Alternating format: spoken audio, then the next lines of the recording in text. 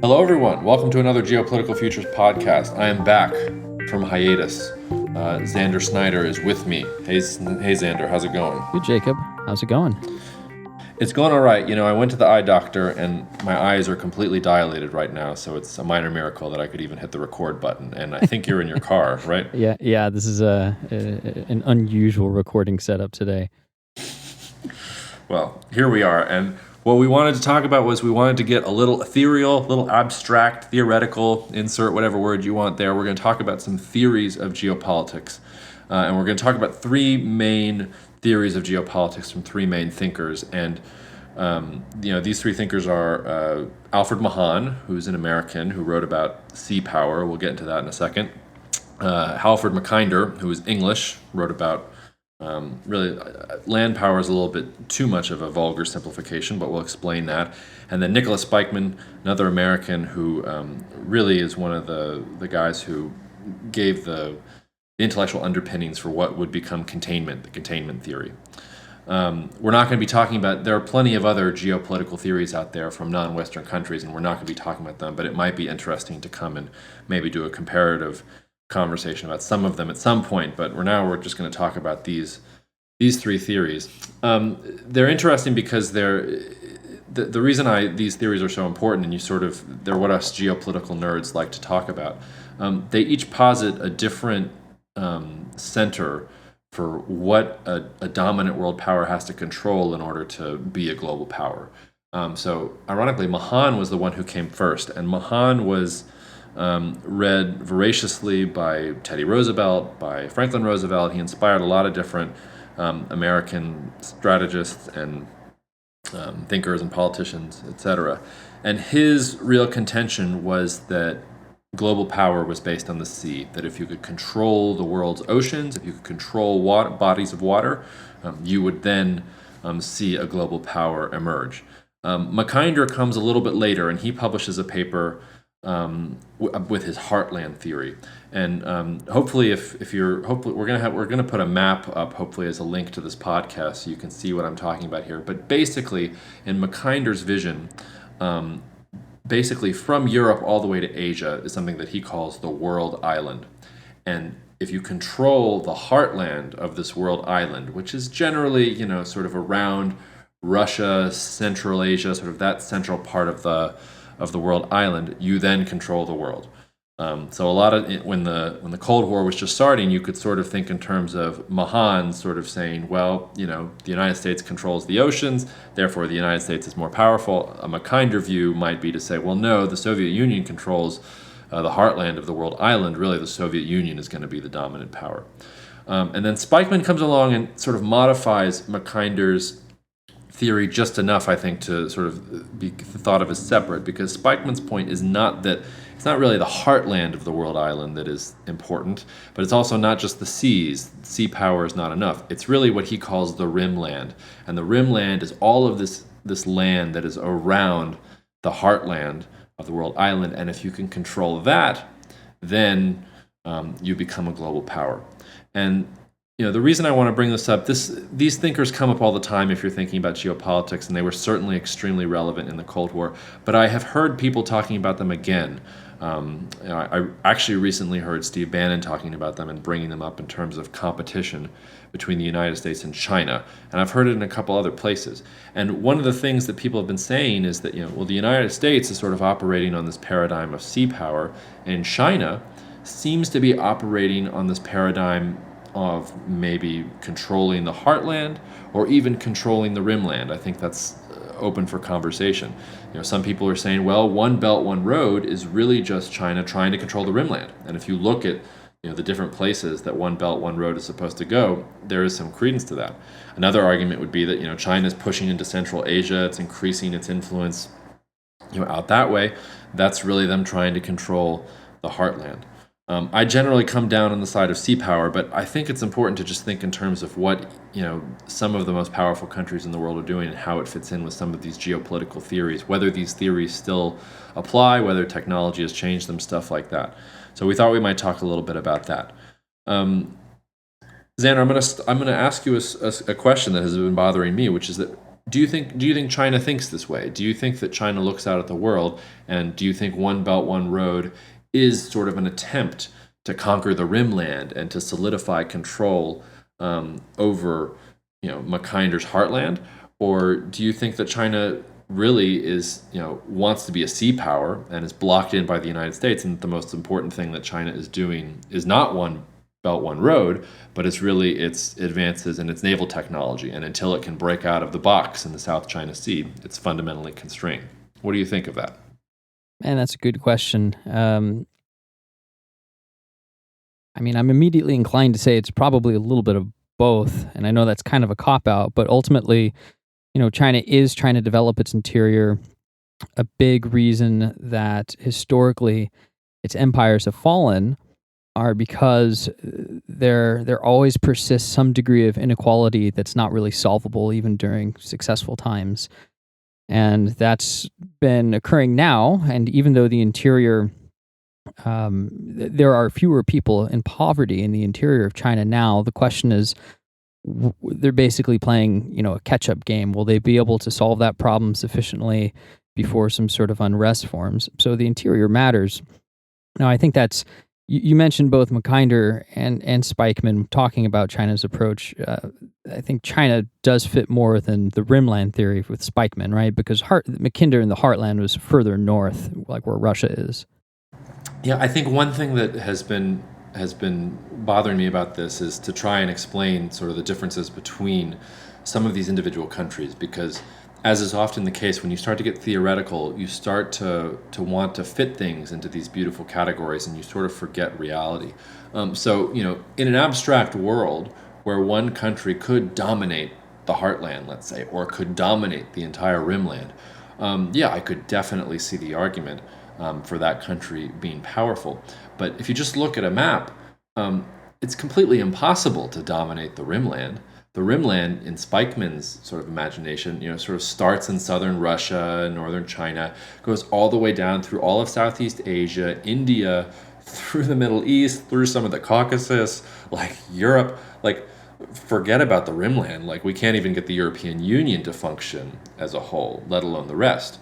When I look at the major global powers that have existed, since the 14 and 1500s, they have all been naval powers, and they've also all been powers that were unified internally, that were basically of developing as or of the same type of nation. The British Empire is a good example. I mean, of course, they dominated a large part of the world and had a bunch of colonies, but the locus of British power was an island. And they were all sort of the same on the island, and you could control that. The Spanish, the same type of thing. They had a navy that went all over the world, but the locus of power was this one strong country that was able to project a bunch of these different things.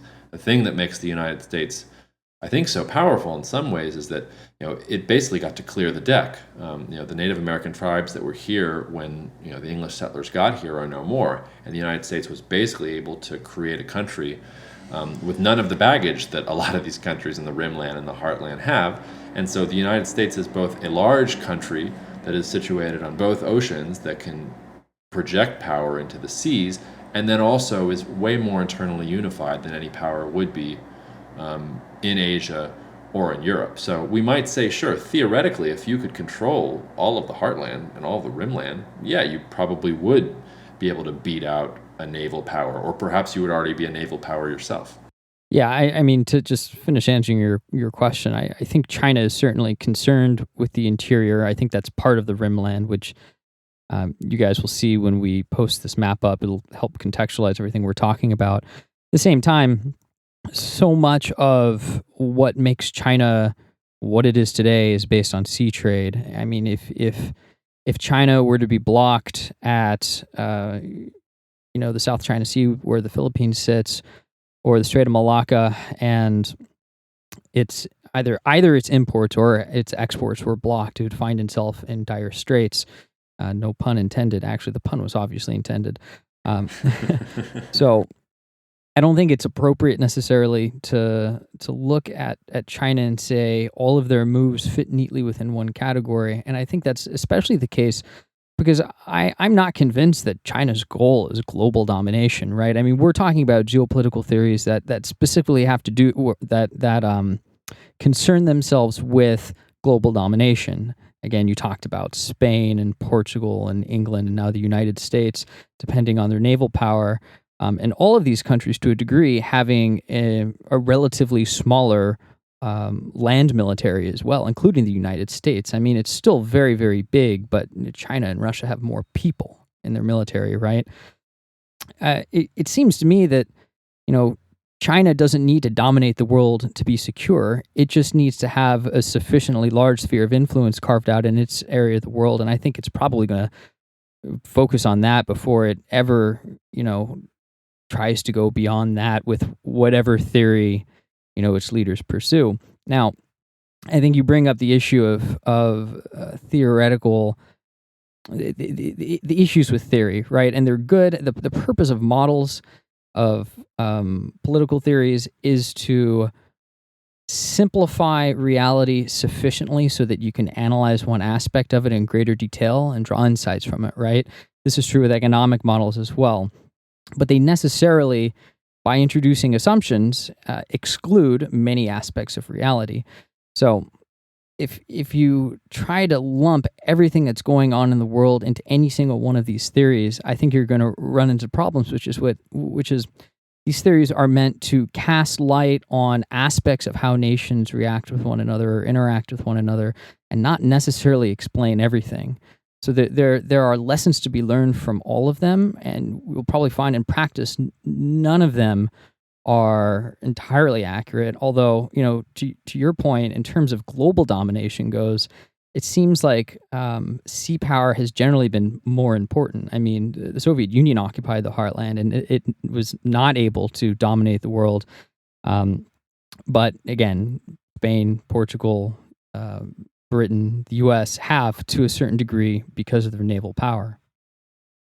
Yeah, I want to take it back and maybe apply it a little more directly to something you were saying, which is you were positing that China doesn't really want control of the world, and I hear this all the time, especially from Chinese colleagues when I see them speaking at conferences or talk to them.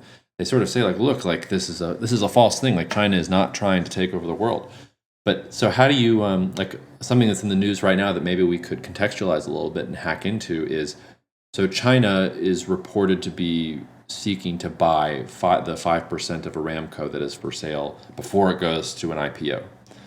And we have also seen China, and they're throwing money at different places all over the world. They're throwing money into Eastern Europe to build infrastructure, and they're throwing perhaps flirting with Iran, maybe even Turkey. They're throwing money at Southeast Asia.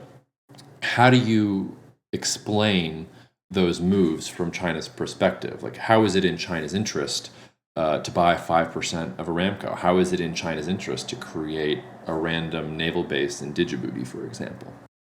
Yeah, well, the naval base in Djibouti is not something that I can claim that I fully understand yet. But as it relates to the rest of the issues and the investments that China is making, I don't think that you can equate foreign investments with desire for global domination. I mean, that seems like a little bit of a leap to me. As far as Saudi Aramco goes, and for folks not familiar with this, Saudi Arabia was planning to IPO Saudi Aramco, which is the big state-run oil company. And as far as we know, they were still planning that. The whole China thing has come from some rumors that have been surfacing, but it's certainly not the official plans as of today. But, I can certainly imagine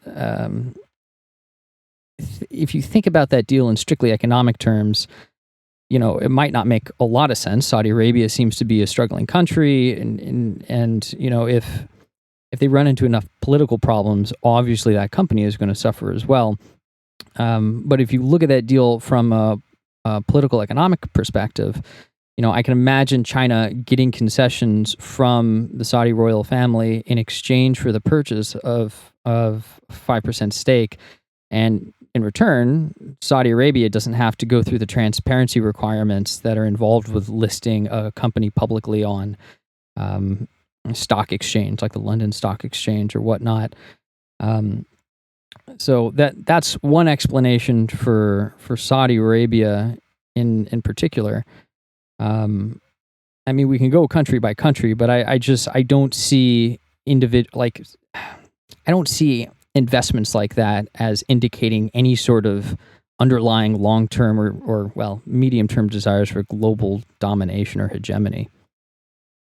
What about, and I know you've done some thinking about this, I think, and this seems to be an issue that comes up more and more when I go to places. What about, China's desire to make its currency the reserve currency, a reserve currency in the world? What about their desire to try and push the renminbi to new heights? Do you view that as a challenge to the preeminence of the dollar, or is that sort of a fool's errand? And when people are talking about this, they're not recognizing that even 10, 20 years from now, people are going to want dollars way more than they're going to want yuan if you just look at the inherent irrationalities of China's economy right now. Yeah, I think there's a couple things to say about that. For starters, there is no such thing as the global reserve currency. Reserve currency just means that it is a currency that countries that do not issue that currency hold for different reasons. So the yuan is already a reserve currency to a degree, but not as much as the dollar. I forget the exact numbers, but if you look at global reserve currencies, the dollar is something like 70% of all foreign reserves held globally. I think the euro's next and the yuan's next. So, it's happening to a degree already now, but this is not black and white. It's all shades of gray.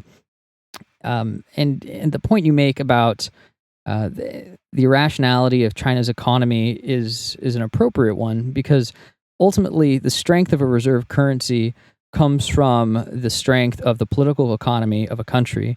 So if it looks like something drastic is going to happen either in the economy or in the political system in a country, then obviously there's a risk that that currency loses its strength.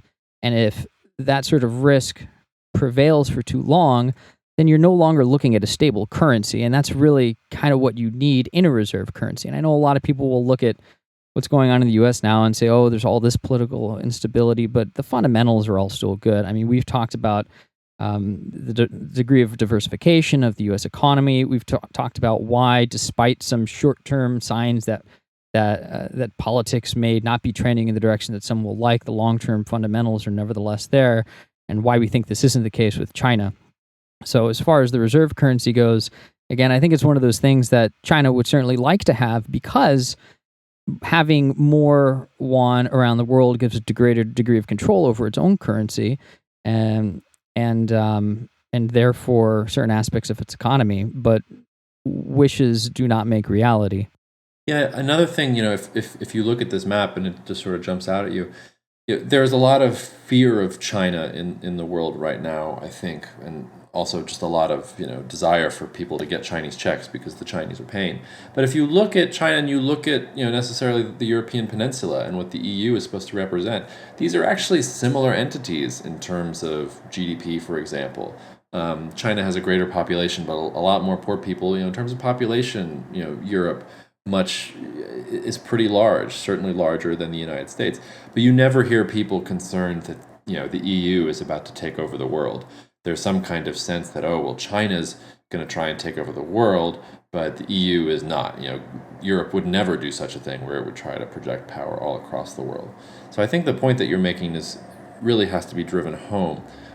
When we think about China right now, and when we think about what China looks like in the next 5, 10, 15 years, it really isn't about China becoming a global hegemon or even challenging the United States for global hegemonic status. That might be sort of a long-term imperative way down the road. But everything that China's doing right now is internally focused. It's about trying to fix the economy. It's about trying to redistribute wealth. It is about trying to create political relationships and different types of physical infrastructure so that they don't have to rely completely on the oceans, because they don't control the oceans, and their navy, despite having made huge improvements in the last decade, 2 decades, is not really ready to play at the same level as the United States Navy, let alone, let's say, the Japanese Navy or some of these other things. So yeah, it's strange to me when people think in terms of China wanting to be a world dominant power. I think there was, in the United States, people were freaking about this in the 1950s too, and I think that misunderstands the situation a little bit. I'll play devil's advocate real quick because your comment about Europe's not playing for domination or people thinking they are versus China, and of course the difference there is no cohesive or single European state, right? It's still a collection of nation states, so there's no coherent policy. But nevertheless, you don't see that. I kind of want to bring this back to what we were talking about at the beginning and kind of turn one of these questions back at you. I know you referenced Steve Bannon talking about these theories, and as an aside, I think it's interesting anytime political theory takes a front and center focus in sort of more mass media outlets. It's I think it's interesting. It provides for interesting conversation. It doesn't necessarily mean that what's being said is always right. So, how would you summarize what Steve Bannon said? How would you react to it? Do you think China's actions fit more closely to one of these three geopolitical theories that we've outlined? Yeah, so it's not just, Bannon was just the one that I heard most recently, but I've been hearing these names pop up all over the place. Anytime you read or listen to somebody talking about geopolitics, they will at some point, mention these theorists in some ways to drop that, they have some knowledge. But I think, and your point about when political theory enters the mainstream is an important one, I think. And I think that's really, it's a telling point, because I think what's happening here is that the U.S. has no real overall strategy and has not had a real overall strategy really since the Soviet Union collapsed. The United States, nobody in the United States, or I shouldn't say nobody, but there were very, very few people in the United States who thought that the Soviet Union was about to collapse when it collapsed. And for a period of something like 40, 50 years, the dominant strategy had been containment. And so everything that the United States did, the Korean War, the Vietnam War, it was all about containing the Soviet Union. And when the Soviet Union collapsed upon itself and the United States was left as sort of the victor, it looked around and we had the heady 90s and everybody was optimistic and everybody was all these other things. And then 9/11 hits, right? And the United States realizes that it's still a dangerous world out there, and it goes to war in Afghanistan, and then it goes to war in Iraq, and it's still in Afghanistan, and it's still in Iraq. The point there being that the United States is still casting about for a strategy, and I don't think that the United States has really conceptualized a strategy. And I think when people bring in these theories, they're bringing in these theories because they are trying to find some kind of unifying strategy that the United States as an empire, and I use that word very intentionally, will use. The United States is not, the prototypical empire. It doesn't have colonies all over the place, but the power of the United States is imperial. And no matter what the United States wants to do, it has that kind of role to play in the world. And if you don't have a sort of overarching strategy, you're going to get drawn into conflicts that aren't important. You're not going to be able to correctly assess when a conflict is important and when it's not important. What's going on with North Korea right now is case in point. If what's going on in North Korea is really all tactical.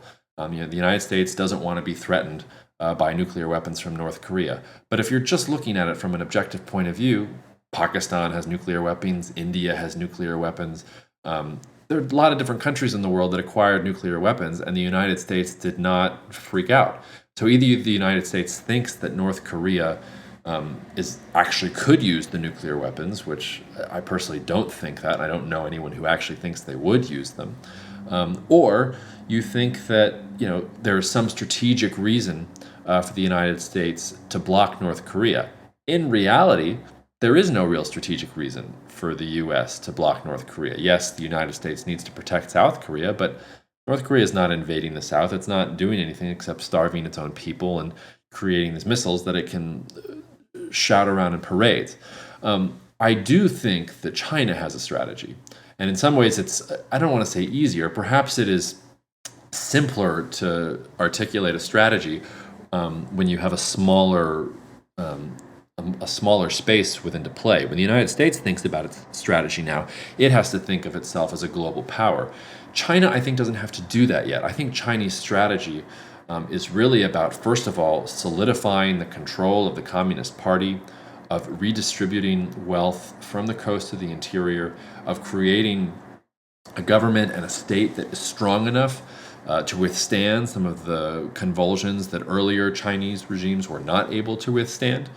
And then slowly, over time, to try and give China agency in its own foreign policy. So this means that China doesn't want any U.S. troops stationed on mainland Asia. It probably doesn't like them in Japan very much either. China still does not like the fact that Taiwan has not been reunited with the Chinese mainland from their perspective. China does not like that the Philippines has a defense treaty with the United States, and it needs to flip the Philippines, if not into an ally, at least into a neutral party. So, I think all of China's moves are about A, strengthening itself domestically, and then B, establishing some kind of independence of action within its own sphere of influence. And every action that China takes is about doing that. The United States, I think, has not conceptualized that kind of strategy. So when you listen to U.S. politicians, I think they're all casting about for that kind of strategy, and nobody has found it yet. I think that's right. There's one more point that's kind of become one of my pet causes that I think is relevant to bring up, because we're talking about geopolitical theories, or theories for grand strategy entering the mainstream again as people begin to try to conceptualize what the point is, what our goals are. And that's what's called the Thucydides trap, which at one point, even just a couple of years ago, was kind of like this relatively arcane concept that people in academia or think tank land would maybe be aware of, but sort of, normal people who like to stay informed of world events wouldn't. And now it's just entered the mainstream. I've seen it in Politico and all that.